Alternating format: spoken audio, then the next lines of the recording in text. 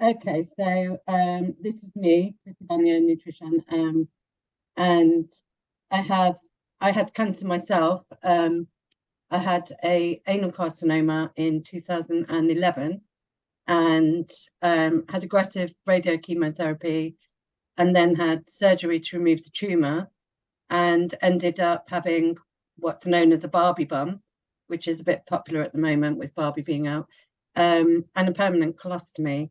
So after my diagnosis, I read everything I could find in the library and on the internet and was just really, really confused. So that led me to go and study at the College of Naturopathic Medicine for 3 years. And then subsequently, I've done an American course in gastrointestinal health and also a systems approach to cancer with Dr. Nina Fuller-Shovel. And so now I work predominantly with brain tumours and cancers of the gastrointestinal system, as well as other gut issues, and occasionally just odd things come in as well. So today's talk, so what is fasting? Can be classed as a voluntary abstinence of some or all foods and beverages for therapeutic, spiritual, or political reasons. Fasting is a practice that has been used to support physical, mental, and spiritual well-being for thousands of years. Fasting is one of the 5 principles of Islam and occurs every year for 29 or 30 days in the 9th month of the Islamic calendar. The Muslims will fast during the daylight hours and combine prayer and community. Food is eaten before sunrise and after sunset. No water is permitted during the daylight hours. Catholics fast during Lent. This is where certain foods are avoided rather than complete abstinence. In the Greek Orthodox Church, they have many fasting days throughout the year, which may contribute to the Greek islanders' longevity and their inclusion in the blue zones. Fasting and mindset. So intentioned fasting is very different to going without food in terms of how you react to hunger. A person forced to go nil by mouth before a medical procedure will feel very different to someone fasting by choice for health or spiritual reasons. So stomach grumbling is often what people start to talk about as one of the difficulties during fasting. Many of us associate this with the body telling us it needs to eat. However, it's our eating habits that create the growl. If our body is accustomed to eating at particular times, ghrelin, the hunger hormone, will alert us that it's time to eat.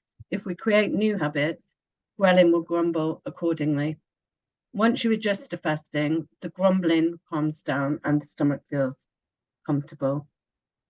So fasting is much enhanced by having a good balanced diet beforehand. People fast therapeutically to achieve better blood markers, better weight, increased longevity, and a sharper mind. Fasting during cancer treatment is used to increase the effectiveness of chemotherapy, to reduce the side effects of the treatment, and this can be a reduction in nausea or in neuropathy.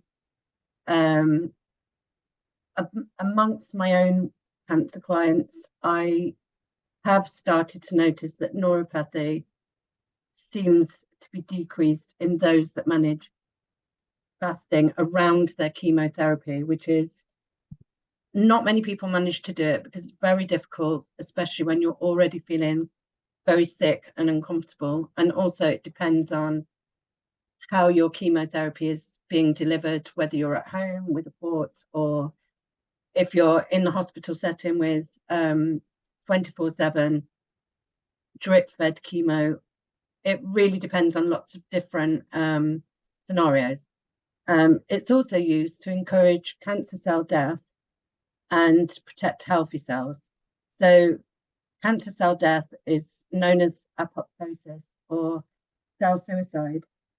And evidence does suggest that fasting encourages the death of cancer cells whilst preserving the healthy cells, which is useful. So this is just some quotes from the scientific literature. There are hundreds of papers on fasting, fasting and cancer, fasting and any kind of metabolic disease. So fasting evokes a different stress response in the cancer environment, encouraging survival of healthy cells and the death of unhealthy cells. Overnutrition is a risk factor for various human diseases, including neurodegenerative diseases, metabolic disorders, and cancers. And I and lots of other professionals are starting to see cancer as a metabolic disease. You know, in a healthy body, that it's thought that in a healthy body, cancer cells exist. When there's metabolic disruption, cancer cells start to progress and what am I trying to say? And this is when you display a cancer diagnosis where the rogue cancer cells are actually pushing the healthy cells out of the way. Intermittent fasting is seen to decrease vomiting, diarrhea, visible discomfort, and improved insulin sensitivity, and increases the efficacy of chemotherapy treatment. And if you're going to go through chemotherapy, to me, it's really important that that treatment is working as well as it possibly can to make up for the discomfort of going through that treatment. So fasting, we all fast. Every time we go to sleep, we're naturally fasting. So at night, while we're in that fasted state, the body is carrying out maintenance and repair. Cellular debris is cleared. This includes hormones, toxins, spent bacteria. It's carried out by a system called the migrating motor complex, which just really sweeps through the intestines and clears the debris. I like to imagine it as an alleyway that you wouldn't really notice, but if you don't clear that debris, soon the alleyway starts to look really disgusting and full of rubbish. And if we continually eat, the migrating motor complex can't occur. Generally, it will work during the night, but during the day, it can take 5 hours to work. So that's another reason why having gaps between food is a good idea. Timing of sleep also helps to enhance these nighttime repair duties. So naturally, our circadian rhythm, like flowers that go to sleep at night and wake in the morning, it's difficult to say now because they keep changing the clocks, which has a disastrous effect on our circadian rhythm. But generally, around 10 till 6, you would be in time with your circadian rhythm. And before clocks were invented and before we had electricity, we would have been very much living in terms of daytime, morning light and evening time. And that generally is very helpful. Also, our melatonin increases around 9:30 in preparation for sleep. So often when people struggle to go to sleep, it can be that they're outside of their circadian rhythm. And so the melatonin has risen around 9:30, thinking it's going to go to sleep at 10. But if you're up at 12, you've passed that window. So lots of types of fasting. So this slide seems to be in the wrong place, but I think we'll go with it.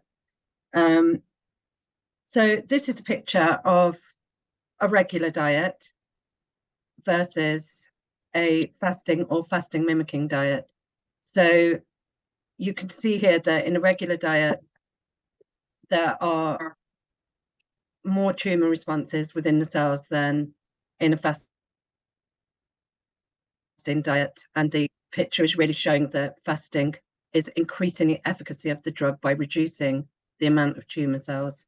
So the fasting mimicking diet, like most diets really, in terms of fasting, prevent cancer by reducing insulin-like growth factor 1. insulin response itself, leptin, which is a satiety hormone, and reducing glucose, which can be used by cancer cells to accelerate their growth, and by reducing abdominal fat. So the abdominal fat is the visceral fat that is surrounding your central organs, your liver, your heart, your intestines. And when we decrease abdominal fat, we're naturally decreasing our toxicity, because toxins inhabit abdominal fat more readily. So this is a little appraisal of the fasting mimicking diet, also called the longevity diet, which is largely put together by an Italian guy called Voltalongo, who does a lot of work also on the microbiome. So this diet proposes a mostly vegan diet with fish, eating seafood with high omegas 3 and 6 and vitamin B12. It also advocates that you reduce your protein intake. Now, normally during cancer, it's advised that you increase your protein to 1.5 grams per kilo of body weight. However, with this diet, they are proposing that you reduce that significantly to around 31 grams per kilo of body weight, a little more if you're over 65. The reason why generally we say to have a higher amount of protein during cancer is because protein is needed for cellular repair and maintenance, and also is crucial to maintain your muscle mass. And loss of muscle mass results in cachexia. Cachexia overall weakens the body and often leads to things like pneumonia. Cachexia tends to be the thing that makes people very poorly during their cancer treatment. So in general, we try to avoid cachexia at all costs. So this diet suggests eating fish, eggs, a little white meat if you're a little older, consuming beans, chickpeas, and legumes. I find this diet a little too complicated and a little bit unrealistic for people that are experiencing cancer. I think it's quite difficult to get this diet right, especially when you may have low energy and little time. It also advocates minimizing saturated fats from animal and vegetable sources, minimizing sugar, which we know is a good idea, and maximizing good fats like olive oil and complex carbs, brown breads, brown rice, things like that. It also advocates an ounce of nuts per day. There are a lot of studies that actually show that 3 ounces of nuts a day is actually cancer protective. It's also a good source of healthy fats and proteins. So this diet also suggests that you supplement with a multivitamin buffer every 3 days. This I find a little problematic because a multivitamin is not really suitable for everyone, because as a nutritional therapist, we tend to look at individual health. So it's more about giving people the vitamins and minerals that they personally need. So it is about selecting the ingredients that your ancestors would have eaten. So really just if your grandmother would recognize it, you can eat it.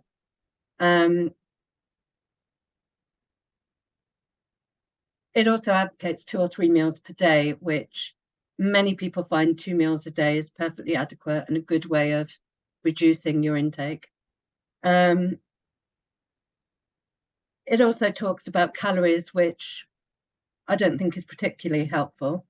And it suggests confining all eating to within a 12-hour period. So 8 till 8, as opposed to many of the other fasting diets, which are more about eating within an 8-hour window. So intermittent fasting is a fasting that I find most people can do at some point during their treatment, if not all the way through it. So this tends to be focusing between, most people would maybe eat between 10 and 6, 10 and 4 or 8 hours, basically. This is a diet that I follow and I find it very easy to do. Once I get into the routine of it, it's effortless. In recent years, it has become very, very popular due to the large numbers of studies that have verified its effectiveness. It's characterized by recurring periods with little or no energy intake that range for 1 to several days. So many people will do eat within an 8-hour window and maybe once a week do a 24-hour fast. So eating your evening meal, early evening, and then not eating until your early evening meal the next day. This could be extended into 2 or 3 days, but I do feel that it's very doable to just do the 8-hour, eat within an 8-hour window and occasionally do a 24-hour fast, maybe once every 2 weeks. You're still going to gain a lot of benefit from that. So by eating in this way, you're turning off some of the damage promoting growth pathways for cancer. So constant glucose will really empower the tumor cells to grow. So really you're doing two things. You're depriving the cancer cells of glucose, but you're also pushing the body to burn fats as well for energy. This way of eating promotes DNA and cellular repair and activates the maintenance processes and has a positive effect on the microbiome. So fasting behavior, it's really important to think about what you're doing when you're going to have maybe a 24-hour fast. So choosing a quiet time, avoiding long distance driving, avoiding stressful situations. Often people find it easy to work while they're fasting because they're busy, so it takes their mind off it, which is fine, but not so fine if you know you've got a busy meeting or something that is going to be quite stressful. Doing light resistance training, walking or yoga can be good while you're fasting. It's important to keep it light because you don't want to become dehydrated, or especially when you first begin fasting, you can feel a little bit dizzy. So you want the body to be in a fairly restful state. Staying hydrated is really, really important. So drinking water throughout the day, keeping your water at room temperature is better, and sipping water throughout the day rather than taking on board lots and lots of water. I tend to fast with a black coffee. I will do that. I'll have one black coffee a day because if you are used to drinking coffee and you suddenly take it out of your diet, it can cause you to have a headache, which just ruins your fasting day, really. So I tend to have one black coffee and then just drink water through the day. Some people advocate drinking green teas or nettle teas. I tend to think water's better because your body doesn't need to do much to metabolize water. So you're giving your body a break so that your body can go ahead and track down cancer cells and diminish them. Also avoiding being in extremes of temperature. So, you know, if it happens to be an exceptionally cold or hot day, it's probably not the best day to choose to fast. Obviously avoiding alcohol. So, and also just being really kind and gentle to yourself is really, really important. It's about being at peace and working with your body, not working against it. So another type of fasting, which I'm really fond of for cancer patients particularly, is media and lifestyle fasting. So stopping watching the news. We weren't ever designed to know all the bad news that we get hit with. It's not good for our adrenals. It's not good for our stress levels. Also, stopping using your phone, stop scrolling through social media. Vetting what you're watching on TV, not watching traumatic TV, people being murdered or aggressive things, just really detoxing from that environment and stopping shopping. I think we're all guilty of sometimes shopping just to pass the time or because we think it's going to make us feel good. Not doing stressful things like checking your bank account, avoiding toxic people. So these could be people that you really love dearly, but people that leave you feeling drained, or people that are quite negative, or during my own cancer treatment, there were a couple of people that used to ring me and say, "Oh, you're feeling really terrible, and are you in lots of pain?" And I think you're just not really helping me. You're just not the kind of people that I need to speak to right now. So also letting go of anger and resentment. I do feel that if you do a 24-hour to 3-day fast, it's a really good time to think about the things that are causing you anger or resentment and letting go of them. They seem to come more to the surface when you're in that kind of heightened state of consciousness, which many people feel with an extended fast. Also, when you're fasting, you want to be in a tidy, comfortable room, maybe put some flowers in the room, have some nice music, wear comfortable clothing, go out for a nice walk in nature, and either get lost in a good novel or read some inspirational books. So the way that we go into fasting and go out of fasting is very important. I've known people that have been really pleased with their fast and then admitted that they went out and got McDonald's. So not ideal. So going into a fast, we want to be eating some good quality protein, not too much. As a rule of thumb, the amount of protein that would fit in the palm of your hand is generally the amount of protein you need in a meal. And having plenty of veg, not so much fruit, maybe on a ratio 8 veg to 2 fruit. Complex carbs as well, or your brown, slow burning carbs. Healthy fats, olive oil is the queen of the fats. And, having a couple of tablespoons of olive oil per day is really, really good. And having herbs and spices in your diet is always good.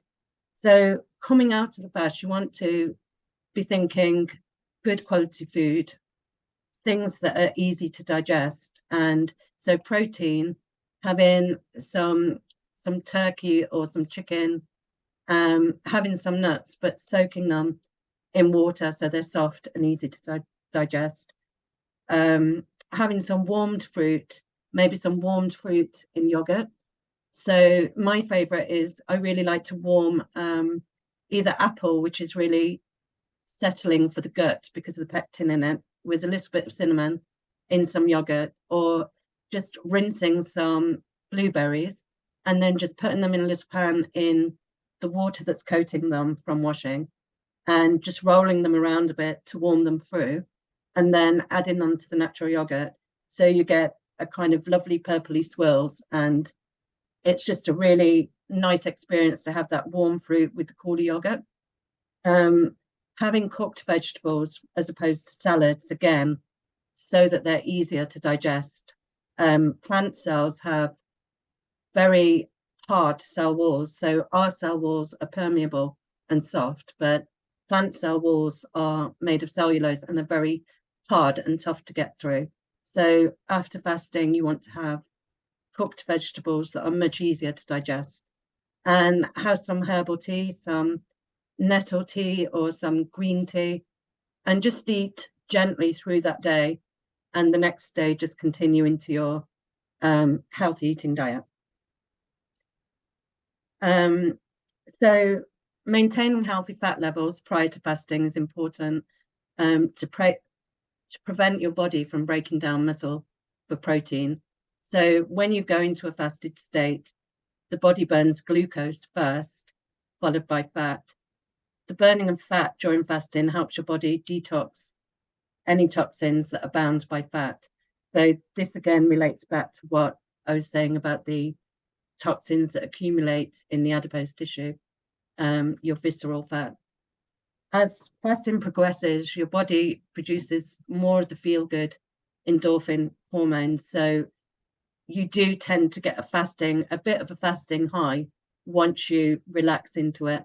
It can take a while. So I would normally suggest that people get used to a very short fast before they attempt a longer fast. And I would say during cancer treatment, it's a good idea if you're going to think about doing a longer fast to have some nutritional advice, someone that can look at your bloods and your symptoms and make sure that fasting is right for you. So this is just a little diagram about the benefits of fasting in various parts of the body. So in your liver breaks down glucose into pyruvate, which is converted into energy. And you produce ketones, which is part of why we think the keto diet can be very helpful, because ketones keep your muscles healthy, but you're moving from running on glucose to running on fats, which is considered a healthier way to metabolize due to the relationship of cancer cells with glucose. And it's also shown to increase your cognition and be protective against neurodegenerative illnesses.